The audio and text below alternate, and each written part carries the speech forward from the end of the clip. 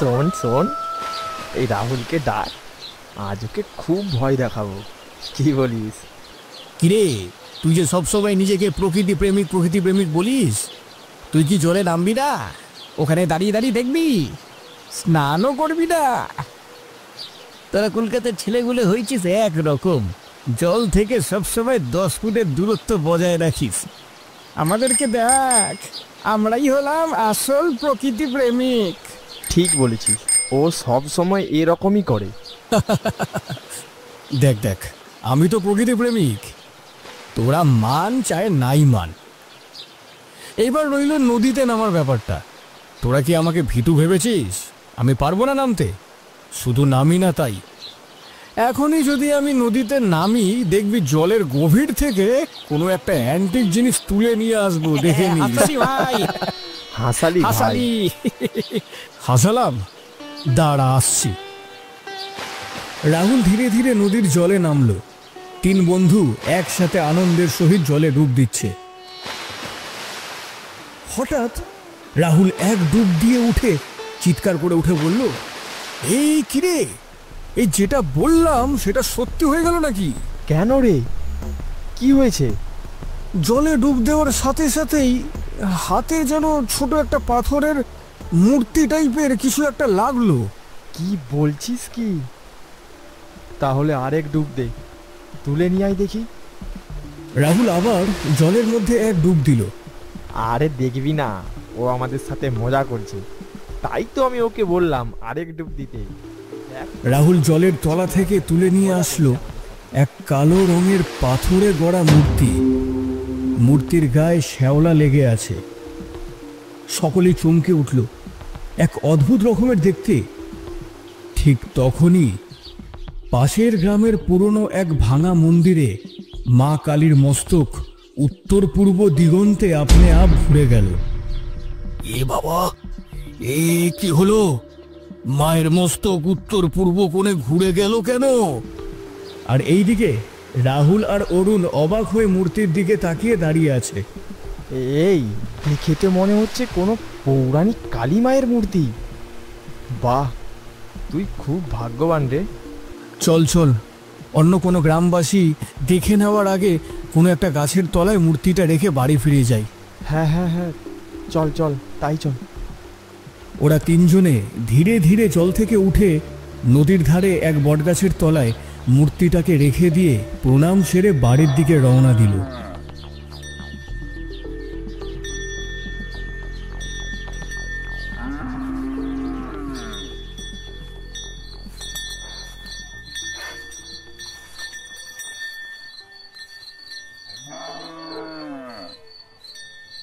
সন্ধ্যাবেলা ধান ক্ষেতের সামনে 2 বন্ধু রাহুল ও অরুণ বসেছিল। সন্ধ্যা তখন গাঢ় হচ্ছে, চারিদিকে নিস্তব্ধতা, মাঝে মাঝে দূরে কুকুরের ডাক শোনা যাচ্ছে। দেখ, এই মূর্তিটা আমরা নদীর নিচে পেয়েছি। এটা পুরনো, হয়তো অনেক শতাব্দী পুরনো। আমি মনে করি এটা সাধারণ কিছু নয়। কিন্তু আমরা কি করব? মোড়ল কাকাকে জানালে ভালো হয়। দুজনেই মোড়লের বাড়ির দিকে হাঁটা দিল। মোড়ল তখন উঠানে বসে পান চিবোচ্ছেন। মোড়ল কাকা, আমরা একটা গুরুত্বপূর্ণ কথা বলতে এসেছি। আমরা নদীর নিচে একটা পুরনো কালী মূর্তি পেয়েছি। কি বললি? নদীর নিচে কালী মূর্তি? হ্যাঁ কাকা, আমরা স্নান করতে গিয়ে জলের নিচে পাই। মূর্তিটা বেশ পুরনো। তোমরা যা বলছো সেটা হয়তো পুরনো ডুবে যাওয়া কোনো মূর্তির অংশ হবে। এসব নিয়ে মাথা ঘামাবার দরকার নেই। কিন্তু কাকা, ব্যাপারটা সাধারণ মনে হচ্ছে না। মূর্তিটা খুঁজে পাওয়ার পরপরই যদি অন্য কোনো জায়গায় কোনো কিছু অদ্ভুত ঘটে। আরে বাবা, দেখ ছেলেরা, অত কিছু ভাবিস না। গ্রামের বড়রা এইসব বিষয় মাথা ঘামানোর দরকার মনে করলে নিজেরাই দেখবে। তোরা এখন বাড়ি যা যা। কি গো, আজকে জর্দাটা বেশি দিয়ে দিছ পানে? তারা হতাশ হয়ে মোড়লের বাড়ি থেকে বেরিয়ে এলো। বুঝলি, আমার তো মনে হচ্ছে মোড়ল কাকা কথাটাকে কোনো গুরুত্বই দিল না। কিন্তু আমার মন বলছে এটা কোনো সাধারণ ব্যাপার নয় রে। তারা গ্রামের আরো একজন বয়স্ক লোকের কাছে গেল, কিন্তু সবাই একটাই কথা বলল, এতে এত ভাবার কি আছে। নিঃসন্দেহে তারা হতাশ হয়ে পড়েছে। রাত হয়ে আসছিল, তাই দুজনেই বাড়ির দিকে রওনা দিয়েছে, কিন্তু রাহুলের মনে তখনও প্রশ্ন ঘুরপাক খাচ্ছে।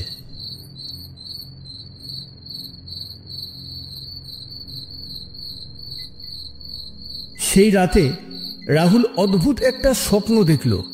সে দেখল নদীর নিচে পাওয়া সেই কালী মূর্তিটি জীবন্ত হয়ে তার সামনে দাঁড়িয়ে আছে। অন্ধকারে তার চোখ দুটো জ্বলজ্বল করছে, ঠোঁট কাঁপছে, যেন কিছু একটা বলতে চাইছে। হঠাৎই মূর্তিটার চারপাশে ঘন কালো ধোঁয়া ছড়িয়ে পড়ল। সেই ধোঁয়ার ভেতর থেকে শোনা গেল এক কর্কশ চাপা গলার ফিসফিসানি। তারপরে দৃশ্যপট বদলে গেল। সে নিজেকে দেখল এক অচেনা গ্রামের কোনো এক পুরনো পরিত্যক্ত মন্দিরে।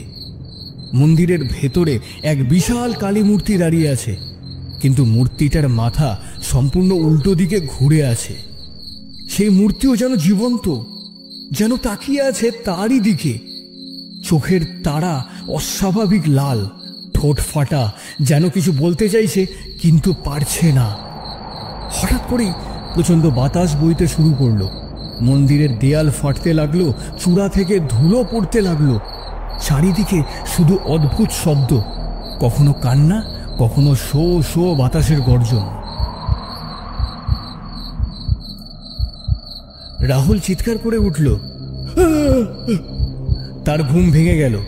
সে ঘামে একেবারে ভিজে গেছে, বুক ধড়ফড় করছে, নিঃশ্বাস ভারী হয়ে এসেছে।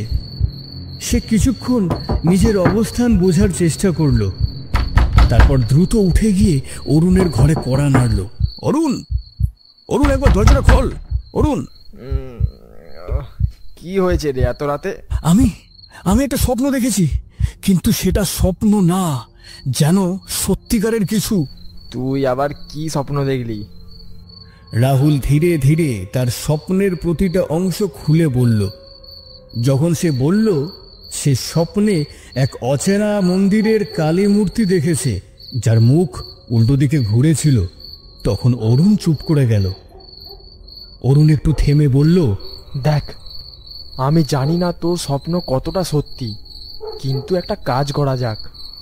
কাল সকালে আমরা এই গ্রামের সব কালী মন্দির খুঁজে দেখব। যদি সত্যি কোথাও এমন এক কালী মূর্তি থাকে, তাহলে সেটাকে খুঁজে বের করব। যা, শুতে যা। ঠিক আছে, কিন্তু মনে হচ্ছে কিছু একটা আমাদেরকে যেন ডাকছে।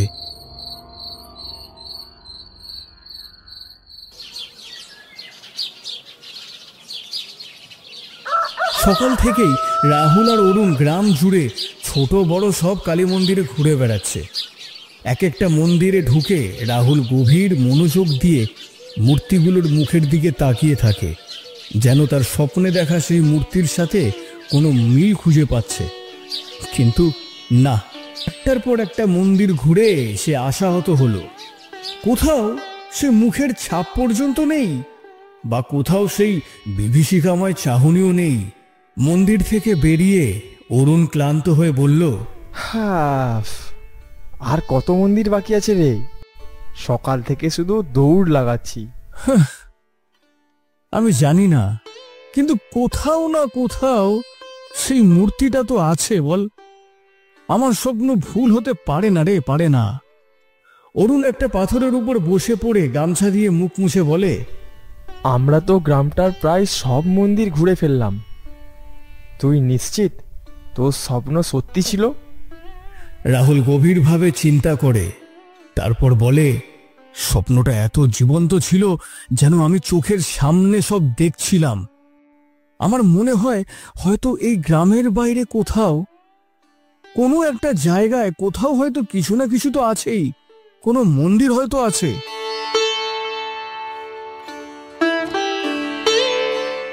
অন্যদিকে পাশের গ্রাম শ্যামনগরে পুরোহিত গম্ভীর মুখে মন্দিরের সামনে দাঁড়িয়ে আছে। তার সামনে মায়ের মূর্তি, যার মুখ পুরো উল্টো দিকে ঘুরে গেছে। গ্রামের মানুষেরা একে একে মন্দির ছেড়ে পালিয়ে গেছে, কেউ আর এই দিকে আসতে সাহস পাচ্ছে না। পুরোহিত সামনে এসে কাঁপা কাঁপা কণ্ঠে বলে, মা, এ তুই কিসের ইঙ্গিত দিচ্ছিস? কেন তোর মুখ এভাবে ঘুরে গেল? কোনো উত্তর আসে না। মূর্তিটা নির্বিকার হয়ে দাঁড়িয়ে থাকে। পুরোহিতের শরীরের প্রতিটা লোমকূপে শিহরণ খেলে যায়, মাথায় নানা প্রশ্ন ঘুরতে থাকে। এ কি কোনো দুর্যোগের সংকেত, নাকি মা আমাকে কোনো কিছু খুঁজে বার করতে বলছে? হঠাৎ তার চোখ পড়ে মূর্তির মুখের দিকে। সে লক্ষ্য করে মায়ের মুখ উত্তর পূর্ব দিকে ঘুরে আছে। তার হৃদয় উত্তেজনায় কাঁপতে থাকে। উত্তর পূর্ব, উত্তর পূর্ব, মা কি আমায় ওই দিকেই যেতে বলছে? তিনি আর এক মুহূর্ত দেরি না করে মন্দিরের দরজা খুলে এক লাফে বাইরে বেরিয়ে পড়েন।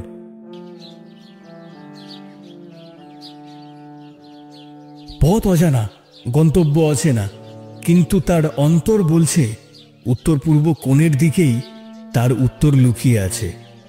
আর এই দিকে হঠাৎ অরুণের কিছু মনে পড়ে যাওয়ায় সে মুখ ফুটে বলে, শোন, পাশের গ্রামে একটা অদ্ভুত মন্দির আছে। এক সময় গোটা গ্রাম ওই মন্দিরের ভরসায় বাঁচত, কিন্তু হঠাৎ করেই কি যেন ঘটলো। গ্রামের লোকেরা মন্দিরটাকে ভয় পেতে শুরু করলো।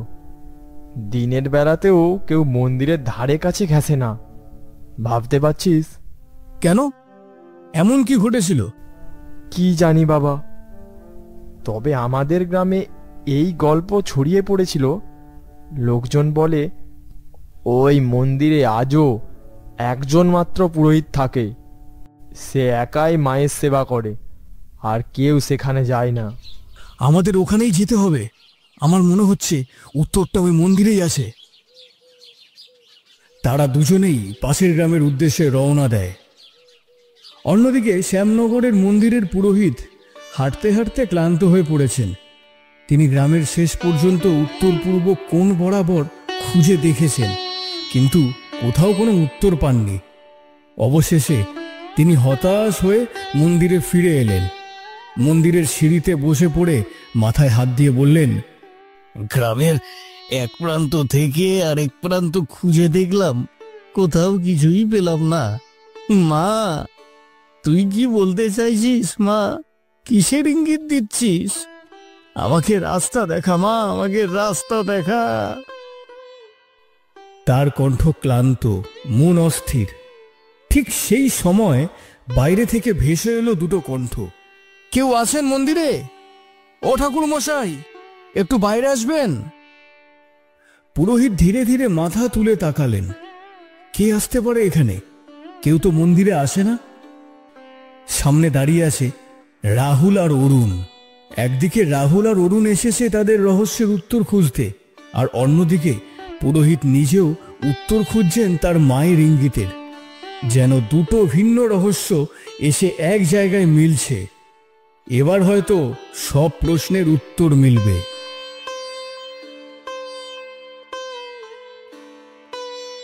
রাহুল মন্দিরে মায়ের মূর্তির দিকে তাকিয়ে চমকে উঠল। তার চোখ বিস্ফারিত, গলা শুকিয়ে এলো। সে আতঙ্কিত কণ্ঠে চিৎকার করে উঠল, ওরে ওরে অরুণ, এটাই সেই মূর্তি, এটা সেই মূর্তি, হুবহু এক। আমি স্বপ্নে যেমন দেখেছি একদম তেমন। অরুণ হতভম্ব হয়ে তাকিয়ে রাহুলের কথাগুলো শুনল। পাশ থেকে পুরোহিত অবাক হয়ে এগিয়ে এসে বললেন, তোমরা কি বলছো? স্বপ্ন, মূর্তি? আমি তো কিছুই বুঝতে পারছি না। আমরা নদীতে স্নান করতে গিয়ে একটা মূর্তি খুঁজে পেয়েছিলাম, জলের নিচে ছিল। আমরা তুলে এনে বটগাছের নিচে রেখে দিই। তারপর সেদিন রাতে আমি এক ভয়ঙ্কর স্বপ্ন দেখি।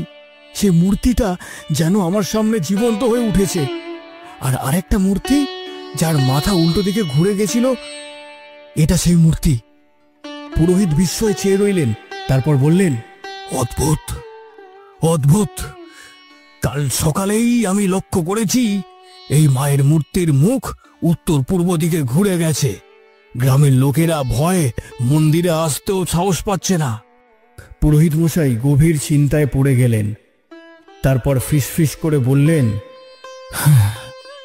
দেখছি মা সত্যি কোনো সংকেত দিচ্ছেন। দুটো রহস্য এক বিন্দুতে এসে মিলেছে। হয়তো সমাধানও এখানেই লুকিয়ে আছে। এর পিছনে নিশ্চয়ই কোনো ইতিহাস লুকিয়ে আছে। তাহলে তাহলে আমাদের এখন কি করণীয় ঠাকুর মশাই? এই গ্রামের লোককে কিছু বলতে গেলে তারা ভয় পালিয়ে যাবে। তারা মন্দিরের ব্যাপারে কোনো কথাই শুনতে চায় না। আমরা বরং একজনের কাছে যেতে পারি। কে কে ঠাকুর মশাই? কে ঠাকুর মশাই? সে কে? আছে এক অদ্ভুত প্রাচীন বয়স্ক ভদ্রলোক, যে এখন মৃত্যু শয্যায় শুয়ে আছে। বয়স তার 90-এর কোঠায়। এক কাজ করা যেতে পারে, সে জানতে পারে এই ঘটনার ইতিহাস। তার কাছে যাওয়া যেতে পারে। চলুন তাহলে ওনার কাছেই যাওয়া যাক। সবাই মিলে রওনা দেয় গ্রামের সেই সব থেকে পুরনো, সব থেকে বয়স্ক বুড়োর ঘরের উদ্দেশ্যে। ব্রাহ্মণ, রাহুল আর অরুণ তিনজনে মিলে সেই বয়স্ক লোকের বাড়িতে প্রবেশ করে। সেখানে গিয়ে দেখে সে মৃত্যু শয্যায় সজ্জিত। কথা বলছেন, কিন্তু খুব ধীরে ধীরে। ব্রাহ্মণ দুই পক্ষেরই পুরো ব্যাপারটা খুলে বুড়োকে জানায়। সবকিছু শুনে বুড়ো বলতে শুরু করে, এই দুই গ্রাম, শ্যামনগর আর দেউলপুর, এই দুই গ্রামের দুই কালীমা, একে অপরের বন্ধু। দুই মায়ের আশীর্বাদে দেউলপুর আর শ্যামনগর গ্রাম অর্থ উপার্জন এবং সব দিক থেকেই ফুলে ফেপে সমৃদ্ধশালী হয়ে উঠেছিল। গ্রামের লোক মনে করতেন এই সবই ঘটেছে ওই মায়ের আশীর্বাদে। খুব খুশি ছিলেন গ্রামের লোক। অনেক বয়স্ক লোকের কাছে শুনেছিলাম দুই গ্রামের মাঝখানে নদীর ধারে মাঝে মধ্যে দুই মা কালী, মানে দুই বোন, দুই বন্ধু, কোন শিশু নাবালিকার রূপ নিয়ে খেলা করতেন। অনেকে নাকি তা নিজের চোখে দেখেছে, কিন্তু আমি নিজের চোখে যা দেখেছি সেটা হচ্ছে ভারী বৃষ্টির ফলে যে প্রবল বন্যা হয়েছিল আজ থেকে প্রায় 10 বছর আগে। সেই বন্যায় দেউলপুরের মন্দির সমেত ওই মায়ের মূর্তিটা জলের গভীরে তলিয়ে যায়। তারপর থেকেই দুই গ্রাম কেমন যেন দুঃখের ছায়ায় আড়ষ্ট হয়ে পড়ে। প্রতি বছর বন্যায় অনেক লোক মারা যায়, অনেক লোকের ঘর বাড়ি সবকিছু জলে ভেসে যায়। তবে আপনাদের মুখে এই দুটো ঘটনা শুনে আমার যা মনে হচ্ছে, মা হয়তো এবার প্রতিষ্ঠা হতে চাইছে দেউলপুর গ্রামে। তার মানে আপনি কি বলতে চাইছেন? তুমি যে মূর্তি জলের তলায় পেয়েছ, সেই মূর্তি হচ্ছে দেউলপুরের মা কালীর প্রাচীন মূর্তি। তোমরা যদি ওই মূর্তিকে আবার পুজো করে প্রতিষ্ঠা করো, তাহলে আশা করি দুই গ্রামেরই এই সমস্যা চিরতরে দূর হয়ে যাবে। হয়তো মা এটাই ইঙ্গিত দিচ্ছেন। রাহুল, অরুণ ও মন্দিরের ব্রাহ্মণ তৎক্ষণাৎ দেউলপুর গ্রামের উদ্দেশ্যে রওনা দেয়। পথে যেতে যেতে তারা ঠিক করে সবার আগে মোড়লকে সবকিছু জানাবে। ও মোড়ল কাকা, বাড়িতে আছো? ও কাকা, বাড়িতে আছো? তোরা এই ভর দুপুরে কি ব্যাপার বলতো? আর সঙ্গে ওটা আবার কে? তারা মোড়লকে সবকিছু খুলে বলে। মনোযোগ দিয়ে শুনে মোড়ল বলল, যদি একটা পুজো করলেই দুই গ্রামের এই ভয়ঙ্কর সমস্যার সমাধান হয়, তাহলে আমাদের তা করতেই হবে। সে সঙ্গে সঙ্গে গ্রামের সবাইকে বটতলায় একত্রিত করল আর ঘোষণা দিল, আমরা খুঁজে পাওয়া মায়ের মূর্তিটাকে যথাযোগ্য সম্মান দিয়ে পুনঃপ্রতিষ্ঠা করব এবং একসঙ্গে পুজো করব। মা আবার আমাদের রক্ষা করবেন। গ্রামের লোক মোড়লের কথায় সায় দিল।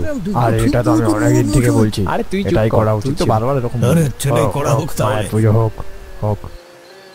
সেই রাতেই বিশাল আয়োজন করে পুজোর ব্যবস্থা করা হলো। বটতলায় জমায়েত হলো 2 গ্রামের মানুষ। ধূপ দ্বীপ জ্বলতে লাগলো। মন্ত্রোচ্চারণে বাতাস ভরে উঠেছে। রাহুল আর অরুণ বিস্ময়ে তাকিয়ে দেখল কত মানুষ একত্রিত হয়েছে। মায়ের পুজো চলল গভীর রাত পর্যন্ত। শ্যামনগর গ্রামের পুরোহিত হাত জোর করে বললেন, আমার বিশ্বাস এবার থেকে 2 গ্রাম সম্পূর্ণ বিপদমুক্ত থাকবে। মা আবার আমাদের আগলে রাখবেন। তার কথা শুনে মোড়ল, রাহুল, অরুণ ও সমস্ত গ্রামবাসী একসঙ্গে জয়ধ্বনি দিল। জয় মা, মা আছেন, জয় মা, জয় মা, জয় মা। জয় মা। পুজো শেষে ব্রাহ্মণ ফিরে গেলেন শ্যামনগরের মন্দিরে। মন্দিরের ভেতরে ঢুকেই চমকে উঠল। সে দেখল মায়ের মস্তক, যা উত্তর পূর্ব দিকে ঘুরে গেছিল, তা আবার আগের অবস্থায় ফিরে এসেছে। মা সোজা তাকিয়ে আছেন, যেন সব অভিশাপ শেষ হয়ে গেছে। ব্রাহ্মণ মায়ের সামনে বসে চোখ বন্ধ করল। মা, তোর কৃপায় 2 গ্রাম আজ মুক্ত। তোর আশীর্বাদ চিরকাল যেন আমাদের উপর রাখিস। জয় মা।